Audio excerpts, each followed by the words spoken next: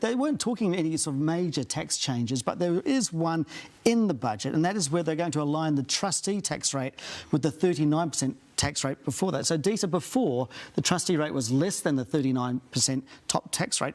Why are they doing that? Well, I mean, it's something that they're not going to upset the average person with, I suppose, and it sort of nibbles away at what they found about the tax inequality in New Zealand without, causing a big fracas with the people they're trying to win over in the general election. So one of the issues there is that, people who can afford to have set their assets and their wealth up in a lower tax band in a trust, is that right? They're saying, no, you don't. But, I don't think it's going to make kind of big waves outside the people that wouldn't vote for them anyhow. Well, true. Is it a populist kind of thing, though? It's a little thing you can do, but is it populist? It's a really good policy. Rich people are hiding their money in trusts and thinking that we're going to get away with paying a slightly lower tax than, all the normal people who have jobs. So this just creates that better thing. And, my view that tax is love, and the rich people will get to give a bit more love to New Zealand.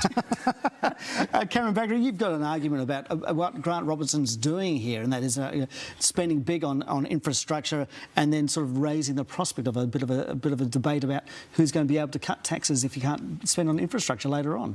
Yeah, well, it doesn't matter whether you look at the fiscal impact of an ageing population, you look at infrastructure deficits, or you look at the fact that we are running deficits and we're accumulating debt pretty rapidly. We're going to have to make some bold decisions over the coming few years in regard to how we make the numbers add up.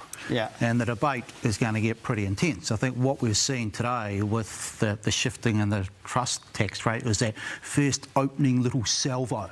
Right. You've sort of opened the door a little bit in regard to, guess what, if you want the numbers to add up, the vulnerable group is going to be those people that can afford to pay. There's going to have targets on their back. So it's the first nudge, it's the first salvo as we start to think about making everything add up, because the moment they don't add up, but we've got leeway because we've got low government debt, the deficits are not too big, but those pressures are starting to intensify, and as those pressures intensify, there's going to be more pressure for tough choices. Tough choices coming.